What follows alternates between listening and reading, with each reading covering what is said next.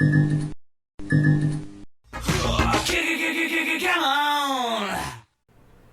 everyone, Genome here, catch you with my next Marvel Strike Force video. Sorry it's been so long since the last one. I have been collabing quite a bit and doing a lot of editing for Mr. Heartgrave. Make sure to check out his channel if you're not already. I'm expecting most of you actually came over from his channel though. So it's really been taking up a lot of my time and I haven't had really much time at all to do my own videos, but I'm going to try to release them every now and then, so here we go. So I thought this was going to be kind of a pertinent video because as you know, I've talked quite a bit in the past about older characters that I think still have quite a bit of value. Actually, Mr. Heartgrave, I think, sniped that from me. I have to have a little talk with him about that, I guess, but all joking aside, there's a lot of characters out there that aren't getting a lot of shine right now, and I think they need to. Now, today's character, Thanos, doesn't need too much shine because he is an amazing character, but I don't see people talking about him much anymore outside of Black Order. And I really think that's only half of his usefulness. I don't think people realize how versatile and how good Thanos is. As a straight tank, I'd say Cole might be a tiny bit better just because of his damage output. And that also has to do with whether Thanos is on his team or not, regardless if there's a Black Order involved. But for overall versatility, I don't think there is a character in this game that is more versatile, more useful, and just overall better than Thanos. Is that a fact? That's a fact. I was a late convert to Thanos. I'm ashamed to say this. I pulled 7 reds on him ages ago. I'm pretty sure it was out of a basic Red Star Orb too. It took me forever to get him farmed up to max level, but I worked on my Black Order from there. But whatever the case may be, I had a strong Thanos, but I really started experimenting with him quite a bit.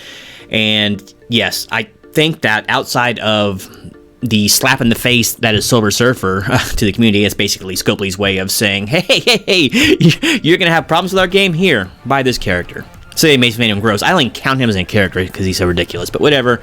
He can be beaten, but really, he's just he's a cash grab. Thanos is available to everyone as soon as you can farm him. He is a bit of a later game farm, but I mean, it's not too untoward, but it's gonna be a little while in your new game experience because he's in the last nodes of Nexus, and you're gonna need to beat the first 3 nodes of heroes for sure, and I think villains as well to open them up. Once you get there though, all the Nexus nodes are really easy for the most part because most of them don't require anything too disgusting, but yeah, this can be a little bit hard to know, but you're gonna be a couple months in the game before you can do this unless you're really spending hard. I don't advocate for spending in this game, but hey, that's on you if you want to do it. So let me get into why I think Thanos is still the best character in the game overall for your roster, and then I'll let you decide if I'm full of it or if I'm actually onto something here. So Thanos, yes, the Mad Titan himself. My only gear 15, my second 7 red star, I actually have Black Bolt at 7 reds as well, and I actually pulled Yelena once again out of a 7, or out of a regular red star orb. I'm sorry, I'm not touting this. I feel so bad for people who've been playing this game and spending lots of money and never pulled a 7 red. I've done it twice, and I got at least one good character, right? Thanos the Mad Titan is absolutely incredible. He needs to be on your raid team ASAP, especially if you're just starting to build a newer roster and you don't have all the newest, latest, greatest broken characters. Well, Thanos is here and he is still brokenly good. But let's talk about why. First off, look at this guy's stats. And I know he's huge on the stat machine here with the red stars and all, but massive health pool. He does really good damage for a tank, believe it or not. You know, armor, whatever. Good focus, but it doesn't really matter for anything. He's not really going to drop anything. His resistance is pretty good, and we'll talk about that a little bit more. He's pretty slow. That's his one failing, but that changes quite a bit if you are on a Black Order. I'm mostly going to be talking about him off of a Black Order team, though. Okay, let's just get down to brass tacks here. As empowered Thanos, yes, he's completely bonkers. The whole team is bonkers. It's pretty ridiculous, actually, but it is what it is. Let's just say this. Black Order is still meta. They may not be the #1, but I'd say as far as overall standings go, I still think they're probably the best team out there for all game modes combined, right? They just do well in every game mode. They're almost a set it and forget it team. And they still do. I still get top 100 in my arena shard, even though we're seeing more of a proliferation of the Doom and Silver Surfer teams. But I can still beat them. You get, that's defense. You can beat anything on defense usually. But really good team in war. Prime, maybe still prime, maybe even the best alpha freaking war team. So great stuff. And Power Thanos is amazing, but you do require all the other Black Order members, and if you are a newer player, you probably won't have that. In fact, you'll probably have Thanos before you get a lot of those guys, especially like Call, and Ebony Maw. So he is amazing, but let's just not talk about Power Thanos. Let me tell you why he's so good. Okay, so half of the coin, Black Order, especially as the overall team, absolutely incredible. Thanos is the integral part of that, right? He is the damage machine, and he just does everything. Regular Thanos too often does not get mentioned anymore for how good he is at a lot of different aspects of the game. I don't want to talk about his basic. His basic doesn't do anything. It's just damage, really. One of the things I mentioned before was his resistance. Thanos has one that, in fact, he was like the first one that was originally a sticky taunt. You can remove taunt very easy off characters like Strife, Drax, Red Guardian. If you have anything that will dispel that, you can usually pull it right off of them. Very easy. Hulk, too, comes right off of them. You're not pulling the taunt off Thanos almost ever. So, yeah, it's good. So when you do it, you're going to be taunting for 2 turns, so you got some guaranteed meat shieldage going on there. The only issue is it takes him just a little bit, time to get to that first turn so he can taunt. But hey, whatever. I mean, that's every taunt, or every one except the auto taunters, right? What makes his taunt really good, though, is he does big damage, single target damage, when he does it. He neuters them a little bit with offense down, and he does a really big attack, like... It hits hard with Thanos, especially higher red stars. So really good taunt, super sticky. All chances are you're not going to get it removed. And plus, his resistance goes way up when taunting, 1000%. So you're not going to be sticking bleeds on him. You're not going to be sticking offense down. It's very hard to stick things on when he's taunting. So very good taunt. Doesn't get enough credit for that. Couple that with his massive health pool, and he is one heck of a meat shield. Stick him on the corner. I'll tell you more why later. All right, and finally. This is an ability I think a lot of people don't really understand well, and that is his Energy Bomb Ultimate, right? This is, after he's taunted for a couple turns, he's taking some damage probably, even with the healer behind him. This is how he refills it. So if he hits the entire team, this is almost like 100% fill, right? Amazing, amazing attack. And this will come up a lot more often than you think in the raid scenario or dark dimension scenario, whatever. Whenever enemies are falling quite a bit, this will recharge a lot because of the most amazing thing about Thanos. His passive is bonkers, bonkers, bonkers. All right, so let's forget about Infinity Stones and Power Thanos. He's amazing there, but let's talk about the rest of Thanos, what made him great before Black Order came around. Of course, resistance while taunting is, of course, nice, but here it is. On death of an enemy, generate two ability energy for self or any adjacent cosmic ally. Yeah. Amazing. When you are in a raid scenario where enemies are dropping fast, especially with characters like Black Bolt, we're on that later, he's going to be pumping the energy out. Star-Lord's good, but you used to have to wait for his turn to come around for him to actually pump energy into things, and it's still a little bit iffy if it'll always work. This is guaranteed to be going off all the time passively, and it's just a monster. When you set up a team to work around this, it's incredible. And what makes this so incredibly potent is in almost every normal circumstance, and especially with team building, if you do it properly, you can funnel all of his energy into one character, right? He's going to be giving himself a lot of energy too, but he'll be really shoving energy into the character that's directly behind him. That's why I always put him on the flank, either put him all the way on the left or all the way on the right, and put a character right behind him. So it's solely that character's getting energy dumped into them, and make sure it's a cosmic ally. That's I said ally again. Cosmic ally. I guess I'm thinking of WoW or something here. Yeah, for the Horde. But yeah, make sure it's a cosmic ally, and make sure it's directly behind him, and you are gonna watch the fireworks fly. Let's just talk about real quick cosmic characters. There's a few good ones out there, and they'll do you very much great work in raids. My favorite combo right now, I've done videos in the past, is sticking Black Bolt directly behind Thanos to take all of that energy. He's going to be ulting every turn in raids for the most part. But you can stick Ebony Maw behind him, which those two go together like peas and carrots, right? So, yeah, he's going to be constantly doing his ultimate and his special, which is the really big one. I don't care about the other Black Order, forget that. You can get Loki recharged constantly, but I really wouldn't recommend putting Loki behind him because he'll take a lot of splash damage and Loki's fragile. But Minerva, you can stick Minerva behind him. her her ultimate's gonna be charging like crazy, and her res will be basically on cooldown. Another one I really want to tinker with is Mordo, because if you keep feeding him energy, he's gonna be stunning every turn if you have a T4 in his special. So that's valuable. Plus, you have a chance to blind lots of other characters. I think that'd be very, very potent. I'd like to try that some more, but my Mordo's still kind of small, and I need to get him bounced up. Look at some of these other characters. Of course, I can go through them all. Doctor Strange, Thor, you can keep pumping his ultimate up. Stunning and AoE damage. Hela, ultimate. If you want more survivability, and that's some of the footage I'm about to show you, throw Invisible Woman right behind him. Okay, that's her one big failing, is her cooldowns are extremely long, especially on her ultimate. Guess what?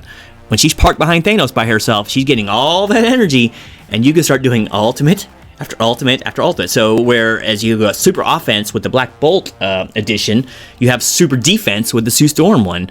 It can, whatever, if they're cosmic, it can work. Put them with the dad bros. Would you like to be ulting like every turn with long shot and deleting people? Or would you like to be specialing every turn with Shatterstar and putting defense down on everybody and doing big damage? The sky is the limit with this guy, and really, I just don't see him talked about enough, because everyone wants to talk about symbiotes and Axemen, and yes, they do work well, and you can auto with them, but most players don't have, or the newer players don't have those teams, right? So, and if they do have them, they're such low stars, they're probably not that useful. So you don't need that. You need Thanos, and then he will work with just about anybody you have on your roster. And you don't have to have Cosmic. That just works the best. And I'm sure you're going to have some other Cosmic characters unlocked, like easy ones, like I said, like Mordo. You want to get Loki or Hela anyway for unlocking Phoenix, so why not? You can. The old one used to be Rocket, but I don't like his damage anymore. It's just not what it used to be. But you can use that one too, and he'll be pumping out ultimate after ultimate after ultimate. It's just the sky is the limit, and you're only limited by your imagination and somewhat by your roster. So Thanos is absolutely incredible. Now I'm going to go ahead and take you through a fight that I'm going to do. This is not my normal setup here, but it's going to have Sue Storm, where Black Bolt usually is. And usually have Minerva in there as well for her tertiary heals, but once again, in this setup, you might not even need them because Sue Storm's going to be a defensive powerhouse. So let's go ahead and get into it. Alright, so you can see there's Sue Storm right behind. And, yeah, here we go. This is in just 7.1, nothing too serious, of course, but these are getting toward the latter nodes where there's over 1 million power in them. So, once again, I'm just a mid-game player, late mid-game player, right? So let's talk about this. And once again, I've spent $18 total in this game. So yes, you too can build big characters, but you gotta be smart. So, okay, so here's the intro, just normal stuff here. Of course, you got 2 Draxes, which are annoying, but you just gotta do what you gotta do. I'm gonna punch through them real quick. Normally, I would just knock these guys out with Black Bolt, but whatever. All right, so her ultimate, which is what, on a 7 energy cooldown. So that shouldn't be up for 7 more turns, right? Okay, so. Alright, how much energy? She just got 4 energy. Thanos got 4 energy. So, yay, look at that. So that means his energy bomb's probably recharged by now, and his taunt's always going to be up. Every time you take a turn with Thanos, virtually every time, his taunt's going to be there for you. So, great emergency button. So, alright, let's see what we got going on here. Hopefully I won't get too chatty. This is kind of suboptimal play, too. I just wanted to try to get things done. Alright, look, right here. She's already got 5 build energy. Her next turn, her ultimate's going to be up again. And you can see the barrier's still all over these people. My Sue Stormer's not that high. You get her in the 100,000 gear level range and all that. Yeah, that's going to be some serious barrier. It does max out, so keep that in mind with her, but amazing. Okay, I just fully healed Thanos again. There's 2 more energy for Sue. So sometimes you get like this... It's like an energy surplus, and really, they just can't take anymore. So sometimes you could even consider putting him at the top of a V, or at the bottom of a V, excuse me, and then him feeding adjacents. There's a couple more energy there for Sue, and there you go. So I can start the next node with full barrier, which we'll see here in a second. This is only doable through Thanos. If you have Star-Lord, he will work somewhat like this, but let me tell you something. He's fragile. His focus is extremely low. You can't use him in U7. He just gets shredded in there. Unless you have some sort of auto-taunter, possibly. But really, I wouldn't even recommend him then. Thanos is the way to go. When bad guys are dropping, nothing competes with him. Alright, so let's see. We've done our ultimate and our special with Sue.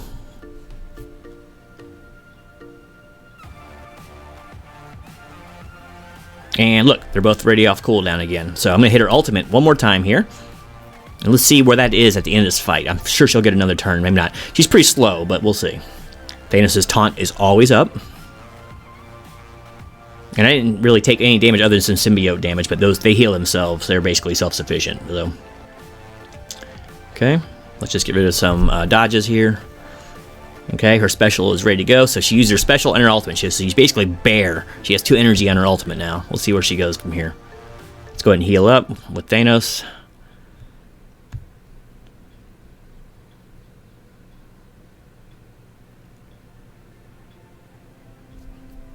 I should do a video on symbiotes. There's a lot of actual nuance to their fighting too, even when you're not autoing on them. Keep away the defense up from Venom there. Okay, we can do a stun. You usually do that on the person who's going to buff everybody. Hence Sorceress. Okay, so it's going to be Sue's turn here eventually. If only I could speed her up a little bit but in this scenario, but it is what it is. As you can see, it's not needed. They haven't even got through our barrier yet. Guess what? Her barrier is up completely. Ultimate ready to go. Her special's ready to go. Amazing. Absolutely amazing. Once again, only with Thanos can you do this. So it's, I don't know, it's just so vital to level this guy, work on him, and he will help your roster, your entire roster out so much more than, like, say, working on a standalone really good character. Yes, Silver Surfer is a meta breaker. Yes, he is. I'm not sure he can carry a team like this through a raid, though, just because of what Thanos can bring to the table. Time will tell. He's getting huge. I only haven't unlocked yet, so I can't talk too much. I've watched some stuff about him, but there she is getting more energy again. So basically, you're going to end every single fight that you live in with full energy, whoever's parked behind Thanos. It's just amazing. And yeah, that's basically it. Thanos. I think he is still the overall best character in this game. I'm sure some of you might disagree with me in the comments below. I'd like to hear your thoughts about it. Yes, characters like Silver Surfer, Longshot, Emma Frost, yes, they may, in individual power, they may be stronger than Thanos, but I don't think any of them brings, outside maybe Silver Surfer, brings anywhere near the amount of overall utility that Thanos does. You can use him very well in Dark Dimension, like I said, raids, arena, especially on the Black Order side, in war, once again, more on the Black Order side. RTA, when he's not banned, he's banned this week. And as Mr. Hartgrave says, a character is powerful if they are banned in RTA. So, yes, he is super powerful in both aspects of this game. Don't just think you have to be using him with Black Order. So, if you actually have unlocked him, or some point, or are close to unlocking him, I say go for it, get him unlocked, even if you're not going to build Black Order, because he's just that good and he is that versatile. So yeah, let me know your thoughts in the comments below. Do you find Thanos to be one of the best characters in this game, or do you think it's kind of passed him by and he's only good on Black Order? I'd like to hear from you. I mean, I don't think that myself, but I mean, some might, especially people with stronger rosters than mine. But yeah, give him a try. I don't think you're disappointed. So anyway, thanks again for watching. Until next time, this is Genome, just loving him some Mad Titan goodness. Out.